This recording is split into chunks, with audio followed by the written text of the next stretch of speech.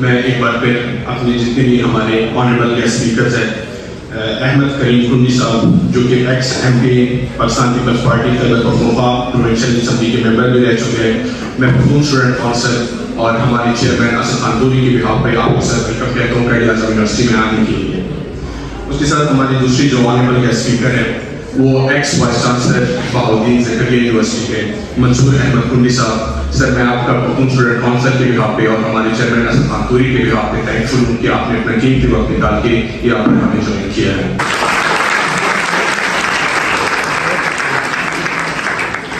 اس کے ساتھ ہمارے جو تھرڈ اسپیکر ہے رفیع اللہ خان کاکڑ صاحب، اس کا میں تعارف کرنا چاہوں گا جو کہ روٹ اسکالر رہ چکے ہیں اور اس کے ساتھ ساتھ پلاننگ کمیشن آف پاکستان کے ایک ایکٹیو ممبر ہیں اور وہ بہت سی نیوز پیپرز کے لیے جیسے ڈاؤن دا نیوز اور پیشتر news paper international news papers کے لیے ڈیلی بیسس پہ کالمز لکھتے ہیں اور بس تھوڑا سا کچھ مصروفیات میں ہے، وہ ابھی کچھ ہی دیر میں ہمیں یہاں پر جوائن کرتے ہیں۔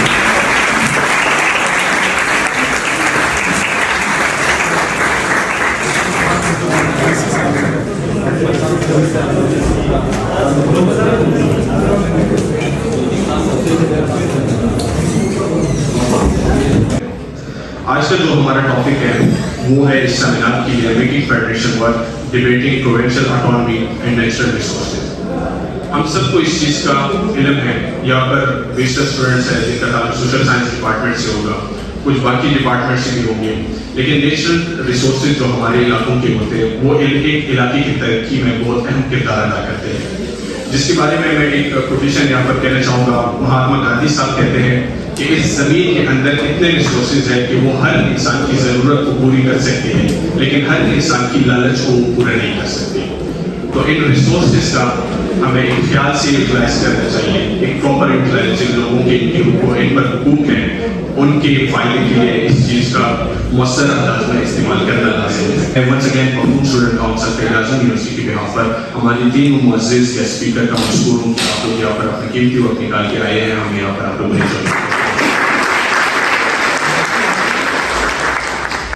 Ladies and gentleman, welcome all کہ یہ آپ آئے ہیں اس سیمینار میں پختون اسٹوڈنٹ کونسل نے ارینج کیا ہے۔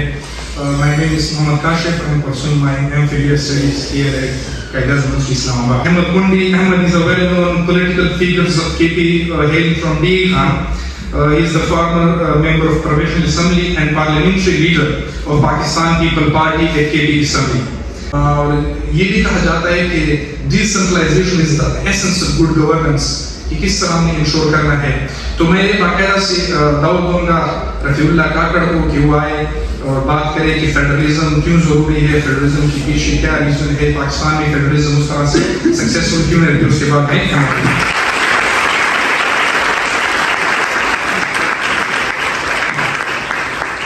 بسم اللہ الرحمن الرحیم۔ دو بڑے معزز پڑھے لکھے کنڈی صاحبان کی اجازت سے اور ان کی موجودگی میں میرے لیے یہ بڑے اعزاز کی بات ہے کہ آپ نے مجھے بلایا اور مجھے یہ موقع دیا کہ میں اپنے خیالات آپ سے شیئر کر سکوں۔ میں Pashtun student council, Quaid Azam university کی انتظامیہ اور کاشف خان کا بڑا شکریہ ادا کرتا ہوں کہ آپ نے یہ موقع دیا۔ فیڈرلزم کی ڈیبیٹ بہت لمبی ہے، میری انشاءاللہ کوشش ہوگی کہ مختصر اور سادہ الفاظ میں اس کو آپ کے لیے عام فہم زبان میں ایکسپلین کروں کہ یہ بیسیکلی مسئلہ کیا ہے اور پاکستان میں اس وقت ہم کہاں پہ کھڑے ہیں۔ فیڈرلزم کو انٹروڈیوس کرنے کے بنیادی طور پر دنیا میں دو آبجیکٹیوز رہے ہیں، کاشف نے ان کی طرف الوڈ کیا ہے۔ پہلا آبجیکٹیو فیڈرلزم بیسیکلی یا آپ کہہ لیں پاور شیئرنگ، ریولوشن، ڈیسنٹرلائزیشن۔ تو پہلا اسٹریٹجک آبجیکٹیو یہ ہے کہ ایتھنیکلی ڈائیورس کنٹریز میں یا وہ ممالک جو ملٹی ایتھنک ہوتے ہیں، جو ملٹی ریلیجس ہوتے ہیں، وہاں پہ ڈائیورسٹی کو مینیج کرنے کے لیے basically power sharing arrangements introduce کیے جاتے ہیں، ان کے مختلف شیپس ہوتی ہے۔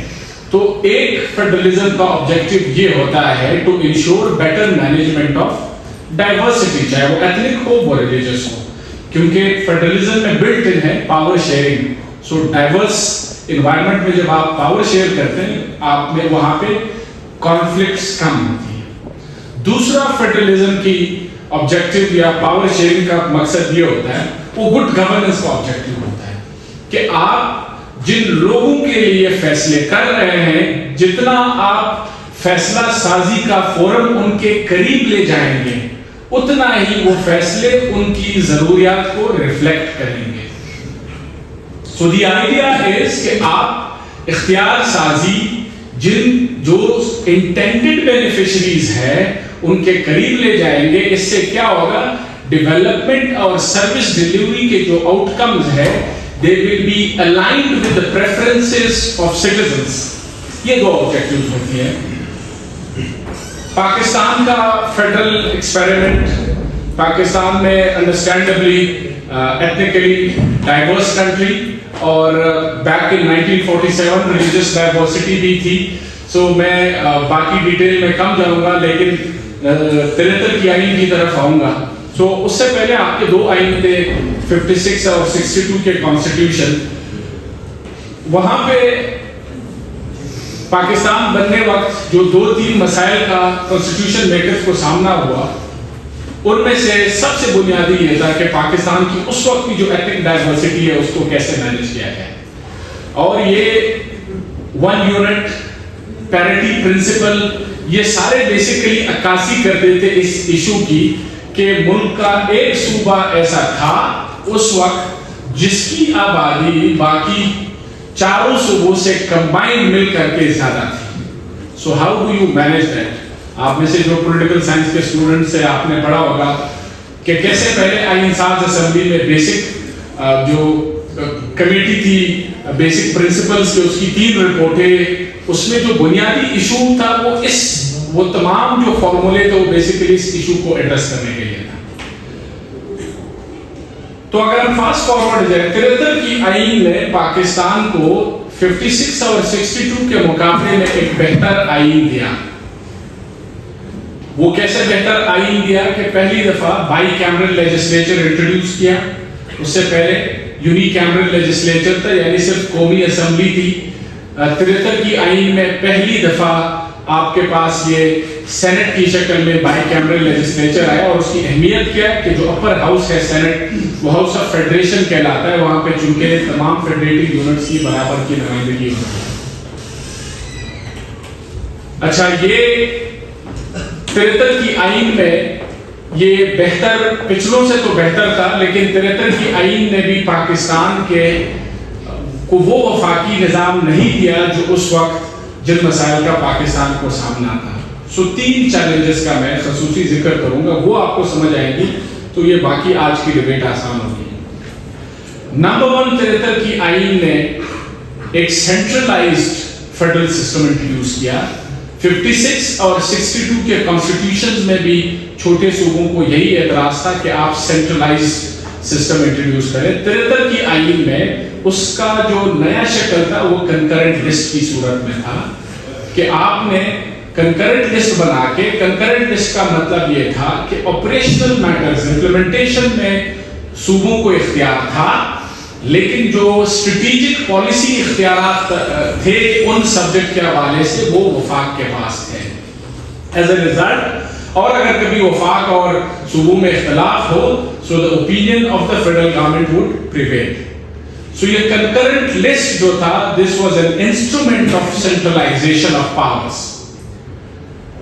سو پہلا میجر فلا 73 کی آئین میں. دوسرا تھا کہ 73 کی آئین نے ہمیں ایک میجورٹیرین فیڈرل سسٹم دیا. میجورٹیرین فیڈرل سسٹم کو سمجھنے کے لیے ذرا یہ یاد رکھیں, اور یہ فیڈرلزم کی سب سے سادہ تعریف ہے جو فیڈرلزم کے لٹریچر کے کمپیریٹیو پولیٹکس کے بانیوں میں سے ہے. ڈینیل ایلیزار کی ڈیفینیشن ہے. بیسیکلی فیڈرلزم ہر وہ نظام جس میں یہ 2 اصول ہو وہ فیڈرل نظام کہلایا جا سکتا ہے. پہلا اصول سیلف رول, دوسرا اصول شیئر رول. سیلف رول یہ ہے کہ جتنے ہمارے اجتماعی معاملات ہیں ان میں سے کچھ ایسے معاملات ہیں جو بہتر ہینڈل ہو سکتے ہیں اگر آپ ان کا اختیار نیچے constituent units کو یا federating units کو دیں. So a degree of self rule to the federating units. دوسرا اصول شیئر رول کہ اس کے بعد جو مسئلے رہ جاتے ہیں جو اجتماعی طور پر مرکز میں ہم نے ڈیل کرنے, وہ مرکز میں پھر ہم نے مل کے فیصلہ کرنا ہوگا, کسی ایک بندے کا فیصلہ نہیں چلے گا. جس وفاقی نظام میں یہ دو اصول ہو وہ فیڈرل نظام کہلایا جا سکتا ہے. اب ان دو اصولوں کی جو پریکٹیکل ایمباڈیمنٹ ہے, شکل ہے, وہ ویری کرتی ہے اکراس فیڈرل سسٹمز. تو یہ لینس ہم 18ویں ترمیم کے بعد والے سسٹم پہ اپلائی کریں گے. میں صرف 18ویں ترمیم تک ایک بریف تاریخ آپ کو دوں تاکہ کنٹیکسچوائز ہو جائے. سو میجورٹیرین فیڈرل سسٹم کیا ہے؟ پاکستان کا نظام میجورٹیرین اس لیے ہے, مسئلہ یہی تھا 73 کے آئین ساز اسمبلی کے ممبرز کو بھی, کہ پنجاب صوبے کی اکیلے آبادی باقی تینوں صوبوں سے کمبائنڈ زیادہ تھی. اس کا اس وقت حل یہ نکالا کہ ہم to counter the tyranny of the majority, کہ میجورٹی کی جو ڈومیننس ہے اس کو کاؤنٹر کرنے کے لیے ایک اپر ہاؤس بنا دیا, اور اپر ہاؤس میں چونکہ تمام فیڈریٹنگ یونٹس کی برابر نمائندگی ہے. اس کے علاوہ کاؤنسل آف کامن انٹرسٹ 73 کی آئین میں بنایا. کامن انٹرسٹ کا مینڈیٹ یہ تھا کہ جو فیڈرل لیجسلیٹو لسٹ 2 ہے وہ مشترکہ مسائل شیئرڈ رول جو میں نے آپ کو بتایا تھا کہ اس حوالے سے جو فیصلے ہیں وہ سی سی آئی کرے گا, اور صوبوں اور وفاق کے درمیان یا صوبوں کے درمیان اگر ڈسپیوٹ آتا ہے تو وہ بھی سی سی آئی کے فورم پہ ایڈریس ہوں گی. اب یہ دونوں بڑی اچھی انوویشنز تھی. اس میں مسئلہ کیا تھا کہ آپ نے سینٹ کو وہ اختیارات دیے ہی نہیں. سینٹ کو آپ نے ایک ربر اسٹیمپ بنایا کہ قومی اسمبلی جو کرے گا سینٹ لارجلی اس کو انڈورس کرے گا. جو اصل میٹرز سے جس طرح money bills, vote of confidence, no confidence, whole of federation appointments, اس میں سینٹ کا اختیار نہیں تھا. ریزلٹنٹلی سینٹ تو آپ نے بنا دیا, نمائندگی دے دی, لیکن it was a toothless entity. So جو میجورٹیرین ٹیرنی تھی اس کو افیکٹولی آپ نے کاؤنٹر نہیں کیا. میرے خیال سے یہ دوسرا سب سے بڑا فلا تھا 73 کی آئین کا. اس کا نتیجہ کیا نکلا over the subsequent decades, 80s, 90s, 2000s, 2010s. یاد رکھیں یہ جب ہم انالیسس کرتے ہیں ہم اشخاص پہ فوکس کرتے ہیں. اشخاص پہ فوکس کرنا کوئی اچھی اپروچ نہیں ہے. ہم تمام لوگ ایک انوائرمنٹ میں آپریٹ کرتے ہیں, وہ انوائرمنٹ سرٹن قسم کے انسینٹیوز دیتا ہے اور سرٹن ڈس انسینٹیوز دیتا ہے, and we all as rational actors respond to those incentives and we probably might not even know this, ہمیں پتہ بھی نہیں ہوتا. سو ہوا کیا, اس میجورٹیرین سٹرکچر کی وجہ سے چونکہ نیشنل اسمبلی سب سے پاورفل باڈی بنی, over the coming decades the federal system of Pakistan made Punjab the most rewarding political constituency for any party aspiring to come into power at the federal level. And Balochistan and FATA respectively became the least rewarding constituencies for any political party aspiring to come into power at the federal level. یہ سمجھنا ضروری ہے. ہمارا آئین یہ incentive دیتا ہے, اس میں کسی فرد کا مسئلہ نہیں ہے. ہر وہ سیاسی جماعت جو وفاق میں اقتدار میں آنا چاہتی ہے, ہمارا موجودہ وفاقی نظام اس کو آلموسٹ نیگلیجبل, زیرو انسینٹیو دیتا ہے کہ وہ بلوچستان کا خیال رکھیں, کہ وہ فارمر فاٹا کا خیال رکھتے ہیں. یہ موجودہ وفاقی نظام ہر وہ جماعت جو وفاق میں اقتدار میں آنا چاہتی ہے اس کو انسینٹیو دیتی ہے کہ آپ نارتھ سینٹرل پنجاب کا خیال رکھیں, آپ کراچی کی فکر کریں. نتیجتاً although بلوچستان ایک فیڈریٹنگ یونٹ ہے, for all practical purposes the weight of Balochistan in Pakistan's electoral scheme has effectively been reduced to that of Multan or probably Gujranwala division. یہ صوبے تو چھوڑیں, جس طرح کراچی, لاہور, یہ بڑے شہر ہیں, ان کا اکیلے سیاسی وزن بلوچستان سے زیادہ ہے. سو یہ اس کی وجہ, یہ میجورٹیرین, جب یہ انسینٹیو سٹرکچر ہوگا یہ میٹر نہیں کرے گا کہ پنڈی صاحب وزیر اعظم ہے, میں وزیر اعظم ہوں, کیونکہ میرا سب سے بڑا انٹرسٹ دوبارہ وزیر اعظم بننا, دوبارہ وزیر اعلیٰ بننا, اور دوبارہ وزیر اعظم بننے کے لیے اگر بلوچستان کا سیاسی وزن ہے ہی نہیں, Why would I invest in Balochistan? इसलिए ये पश्तून नेशनलिस्ट, बलोच नेशनलिस्ट अक्सर एथनिसिटी पे ज्यादा फोकस करते हैं। देखें, पंजाबी वजीर आजम आए, पश्तून वजीर आजम आए, सिंधी वजीर आजम आए, इंसेंटिव स्ट्रक्चर अगर यही रहेगा, वो नॉर्थ सेंट्रल पंजाब, लाहौर और कराची को ही प्रायोरिटाइज करेंगे। नो वंडर कि इलेक्शन के दिनों में पीपल्स पार्टी की क़यादत टॉप टियर कहां बैठती है? लाहौर। मुस्लिम लीग तो है ही उधर, जितनी पार्टियां हैं वो उधर बैठ जाती है। फाटा बलोचिस्तान ये अपने तीसरे दर्जे की क़यादत को भेजते हैं to lead the election campaign. क्यों? क्योंकि इंसेंटिव स्ट्रक्चर नहीं है। जब वो इंसेंटिव स्ट्रक्चर नहीं होगा तो ये तो इलेक्शन कैंपेन एक पैरामीटर है। यही बायसेस, यही मेजॉरिटेरियन टेंडेंसीज रिसोर्स एलोकेशन में, जितने सबसीक्वेंट डिसीजन जो फेडरल लेवल पे होते हैं, ये उसमें नजर आते हैं। खैबर पख्तूनख्वा की रीनेमिंग की 40 साल मुखालफत होती रही और आर्गुमेंट ये था कि ये पाकिस्तान की सालमियत को, सलामती को नुकसान पहुंचेगा। वो रीनेमिंग हो गई, 12 साल गुजर गए। आज Khyber Pakhtunkhwa proper is more Pakistani then any other province. सो आज हमें वो सवाल पूछना चाहिए, 40-45 साल जिन लोगों ने रीनेमिंग खैबर पख्तूनख्वा की मुखालफत की, इन खर्चात की बुनियाद पे कि ये तो पता नहीं पश्तून सेसेशनिस्ट, बल्कि बेचारी अवामी नेशनल पार्टी की सियासत को फॉर एवर चैलेंज कर दिया, क्योंकि जिस इशू पे सियासत की वो एड्रेस हो गया। अब आप देखें केपी प्रॉपर में तमाम वफाकी जमातों की सपोर्ट है।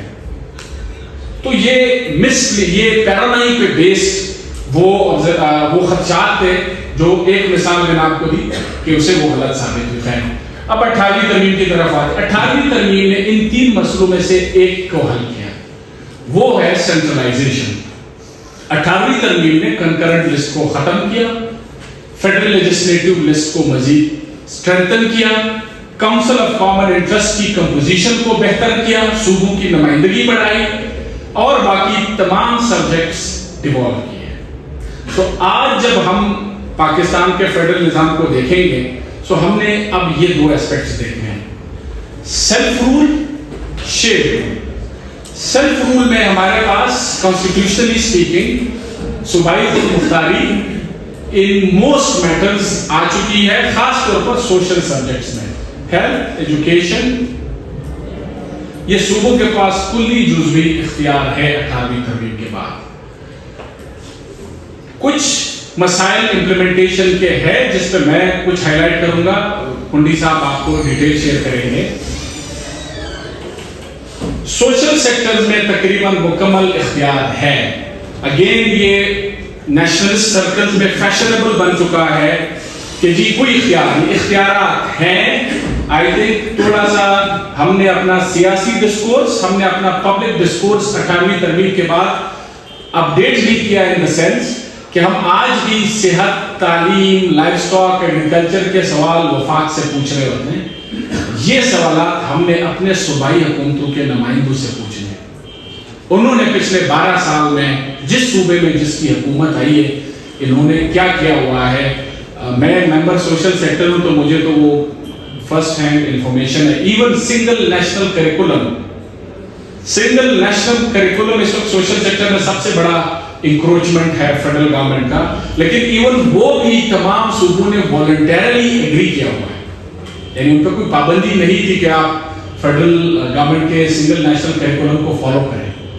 ऑल प्रोविंसेस वॉलंटरली एग्री कर जाते हैं। सो सूबाई खुद मुख्तारी में सोशल सेक्टर्स की हद तक जो आपका मेजर इशू है वो सूबों में ये मसला है कि हम और आप सारे हम अपने उन लोगों से ये सवालात नहीं करते। मैं खुद इसमें शामिल, चूंकि मैं लिखता हूँ, वफाक से लड़ाई की बात होती तो हम सारे माशाल्लाह तैयार हो जाते, विच वी शुड डू। लेकिन सूबाई खुद मुख्तारी में ये वाले सवालात हमने करने हैं अपने सूबाई नुमाइंदों से। प्रोविंशियल ऑटोनॉमी या उसमें जो असल इशू है वो इश्यूज है नेचुरल रिसोर्सेज के हवाले से। नेचुरल रिसोर्सेज या वो सब्जेक्ट्स जो बेसिकली सीसीआई के अंडर आते हैं, जो शेड रूल वाले आते हैं, वहां पे अभी भी बहुत सारे मसाइल हैं। तो उसमें 1-2 को मैं रेफर करूंगा, कुंडी साहब इसमें बड़ी अच्छी एक्सपर्टीज रखते हैं, वो शेयर करेंगे। नंबर 1 है उसमें आर्टिकल 172(3) आर्टिकल 172(3) क्या है? 18वीं तरमीम से पहले कुदरती वसाइल पे, गैस और ऑयल पे वो कहीं पे भी लोकेट होते थे तो उसका मालिक वफाकी हुकूमत होता था। तो जब आपकी मिल्कियत हो तो फिर आप जो मर्जी उससे करें। 18वीं तरमीम ने कॉन्स्टिट्यूशनली ये चेंज लाया कि गैस और ऑयल रिसोर्सेज का मिल्कियत जो है वो वफाक और मुतालिका सूबे की 50-50% ओनरशिप है, जिसका मतलब उसकी फिर मैनेजमेंट, उसकी रेवेन्यू, उसके नेट प्रॉफिट में भी सूबों और वफाक का 50-50% शेयर होगा। So this was article 172(3). याद रखें ये एक मिस कंसेप्शन है। मिनरल्स जो है, मिनरल्स पे 18वीं तरमीम से पहले भी मिल्कियत एक्सक्लूसिवली सूबों की, ये 18वीं तरमीम से पहले भी एक्सक्लूसिवली प्रोविंशियल सब्जेक्ट था। ऑयल एंड गैस 18वीं तरमीम ने 50-50% ओनरशिप दी। अनफॉर्चुनेटली वफाकी हुकूमत की रिलक्टेंस की वजह से आर्टिकल 172(3) पे कोई अमल दरामद नहीं हुआ। सूबाई हुकूमतों ने कोशिश की है, सुप्रीम कोर्ट से लेके senate of Pakistan, पार्लिमानी committees, assembly में कुंडी साहब जैसे पढ़े लिखे लोगों ने सारे इशूज उठाए, लेकिन वफाकी हुकूमत रिलक्टेंट है, वो उसको इम्प्लीमेंट करने के लिए तैयार नहीं है। उसके बाद नेट हाइडल प्रॉफिट्स, अगेन ये मैं कोंडी साहब के लिए छोड़ूंगा। ये रिसोर्स शेयरिंग के हवाले से इशू है। आर्टिकल 158 73 की आइन में गौस बख्श बिजंजो साहब की खसूसी कोशिशों से शामिल हुआ था कि गैस का रिसोर्स, गैस जिधर डिस्कवर हो जाए उस पर पहला हक वहां के लोगों का है। ये 73 की आइन में था, 2010 में नहीं आया। तो ये बेसिकली बलूचिस्तान के को मद्देनजर रखते हुए उस वक्त ये आर्टिकल, ये कॉन्स्टिट्यूशनल प्रोविजन डाला गया। आज हालत ये है कि Balochistan in the 1960s accounted for more than 90% of Pakistan's total national gas production. Asian tiger की जो स्टोरी है 60s की, उसके पीछे जो लाइफ लाइन थी वो बलूचिस्तान का गैस था। ओवर द इयर्स बलूचिस्तान का गैस बढ़ता रहा, बाकी प्रोविंसेस में भी डिस्कवरीज होती गई। आज बलूचिस्तान की gas production makes up barely 17% of the total national gas output. तो बलूचिस्तान के गैस रिसोर्सेज खत्म होने के करीब है और बलूचिस्तान के आज भी 34 में से हार्डली कोई 7 से 6 डिस्ट्रिक्ट में गैस पहुंचा हुआ है, उसके अलावा नहीं है। सो आर्टिकल 158 एक आईनी क्लॉज है, उसकी इंप्लीमेंटेशन की हालत ये है। इसके अलावा सो नेचुरल रिसोर्सेज पे अभी इशू है। अच्छा, काउंसिल ऑफ कॉमन इंटरेस्ट को जिस तरह से पाबंद किया गया कि वो हर 90 दिन मीटिंग करे, उसकी उस तरह से मीटिंग्स नहीं होती, ये वो पेंडिंग इश्यूज हैं। सोशल सेक्टर में एज आई सेड तमाम सवालात का रुख अपने सियासी नुमाइंदों की तरफ करे सूबाई लेवल पे। ये उन्होंने भी फैशनेबल बना दिया है कि वो सारे, उनको किसी ने नहीं रोका कि वो मादरी ज़बानों में तालीम ना करें, उनको किसी ने नहीं रोका कि वो हिस्ट्री की किताबों में और उसमें क्या पढ़ाना चाहते थे वो अपने करिकुलम डेवलप करें। उनके कैपेसिटी के इश्यूज है और उनके अपने पॉलिटिकल विल और उसके भी इश्यूज है, जिसकी वजह से ये मसाइल चल रहे हैं। मैं इस पे कंक्लूजन की तरफ जाऊंगा ताकि आप लोगों को सवाल जवाब का मौका मिले। सो अब 18वीं तरमीम के बाद in terms of the division of powers between the federation and the federating units, I think theoretically speaking at least 18वीं तरमीम ने तकरीबन much needed सारे reforms introduce कर दिए। implementation की बात में नेचुरल रिसोर्स के हवाले से issues है, वो अभी भी हमें वो फाइट छोटे सूबों को जारी रखनी चाहिए। बाकी तमाम इख्तियारात सूबाई लेवल पे है और वो सवालात उनसे होने चाहिए। एक एडिशनल इशू जिसमें अगेन सूबाई हुकूमतें जो ये सवालात आपके लिए समझना, वो है आर्टिकल 140A कि पहली दफा आईन में हमने पाबंद कर दिया कि आप autonomous local governments, local bodies बनाएंगे। Unfortunately provincial political elites reluctant हैं अक्रॉस द बोर्ड। वो मरकज से तो इख्तियारात लेने के उनको बड़ा शौक होता है, लेकिन वो अपने सूबों में नीचे लेवल पे इख्तियारात डिवॉल्व करने में दिलचस्पी नहीं रखते। ये तकरीबन तमाम सूबों की यही सूरत हाल है। सो हमारी अगली एफर्ट लोकल बॉडीज के लिए होनी चाहिए। जो लड़ाई کنکرنٹ لسٹ کو ختم کرنے کے لیے لڑی گئی یہی لڑائی اب امپاورڈ لوکل گورنمنٹس کے لیے ہمیں لڑنی چاہیے، کیونکہ بہت سارے وہ جو گڈ گورننس والی ازمپشن تھی کیا فیصلہ سازی کو لوگوں کے قریب لے جائے، وہ لوکل باڈیز کے بغیر ریئلائز نہیں ہو سکتی. سو یہ ایک اور poorly implemented agenda of the 18th amendment ہے. لاسٹ میں آئی تھنک سیلف رول کے حوالے سے 18ویں ترمیم نے پاکستان کی آئین کو کی شکل میں جو بگاڑ تھا وہ تقریباً کافی حد تک درست کر دیا ہے.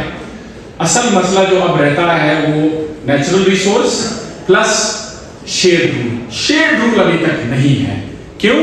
وفاق میں میجورٹیرین رول ہے، سینٹ کے وہ اختیارات نہیں ہے جس نے انسٹیٹیوشنلائز کیا ہوا ہے دی پنجاب ایز اے پروونس کی hegemony in the central government. یاد رکھیں یہ ہمارے بلوچستان، فاٹا، خیبر پختونخوا کے دوست بھی اور پنجاب سے خاص طور پر جو ہمارے دوست ہیں، جب یہ بات ہوتی یہ پرائمرلی آپ کا پنجابی آئیڈینٹی، آپ کی پشتون آئیڈینٹی، آپ کی بلوچ آئیڈینٹی کا اتنا سوال نہیں ہے. تو جب ہم یہ بات کرتے ہیں کہ hegemony of the Punjab province وہ as an administrative entity institutionalise ہو گئی ہے. پنجاب پروونس میں کوئی بلوچ یا پشتون بھی رہے گا، اٹ از لائکلی کہ وہ زیادہ بہتر پوزیشن میں ہو compare to Baloch living in Balochistan اور Pashtun living in Khyber Pakhtunkhwa. So یہ Punjab as an administrative entity, یہ فیڈرل سسٹم اس کی ہیجمنی کو انسٹیٹیوشنلائز کرتا ہے. سو اس کے لیے کیا ہونا چاہیے؟ اس کے لیے یہی دو آپشنز ہیں جو دو میں نے آپ کو کہا پینڈنگ 73 کی آئین کے فلاز ہیں. پہلا ہے سینٹ کو وہ اختیارات ہمیں دینے ہوں گے جو قومی اسمبلی کے اختیارات ہیں، اور سینٹ کے الیکشنز کو ڈائریکٹ کرنے کا آپشن سوچنا ہوگا. اونلی دین ٹرو سینس میں وفاق میں شیئرڈ رول امپلیمنٹ انشور کیا جا سکتا ہے. دوسرا اس کا طریقہ یہ بھی ہے کہ ہمیں جو نئے صوبے بنانے کی ڈیبیٹ ہے اس کو اوپن کرنا ہوگا. پنجاب اور جس صوبے میں فیزیبل ہے وہاں پہ ہمیں چھوٹے صوبے بنانے سے کترانا نہیں چاہیے. اگین میں یہ بات کروں گا، یہ بھی نیشنلسٹ سرکلز میں بڑی ڈسکریمنیٹری بات ہوتی ہے پشتون اور بلوچ اس میں، کہ وہ پنجاب میں تو نئے صوبے کو فیور کرتے ہیں، اپنے صوبے میں نہیں چاہیے. یہ ڈبل سٹینڈرڈز ہیں. دیکھیں at the end of the day identity, قومی تشخص، یہ صوبوں کے اپنی آئیڈینٹی، یہ سب ہے. These are not the end goal in itself. They are means to an end. وہ end کیا ہے؟ The welfare of the people. کہ لوگوں کی ویلفیئر، لوگوں کی لیونگ سٹینڈرڈز کو آپ ریز کریں، یہ اس کا پارٹ ہے. آئیڈینٹی بھی اس کا پارٹ ہے. اگر چھوٹے صوبے بنانے سے وہ آبجیکٹو اچیو ہوتا ہے، 2-3 پنجابی صوبے ہو، 2-3 پشتون صوبے ہو، اس سے کوئی غلط بات نہیں ہے. یہ جو فکسیشن ہے کہ جی اس کے صوبے تو 2 ہو، میرے والے نہ ہو، it's division of the motherland. کوئی مدر لینڈ نہیں ہے. 50 دفعہ پچھلے 200 سال میں آگے پیچھے ہوا ہے. کتنی دفعہ باؤنڈریز اس کی نہیں بنی ہے. سو آبجیکٹو کیا ہے؟ مدر لینڈ میں رہنے والے لوگوں کا ویلفیئر. اگر امپیریکل ایویڈنس یہ ہو کہ چھوٹے صوبے بنانے سے جو ادھر لوگ رہ رہے ہیں وہاں پہ سروس ڈیلیوری بہتر ہو سکتی ہے، ان کے آئیڈینٹی کے ایشوز بہتر ایڈریس ہو سکتے ہیں، that should be the parameter.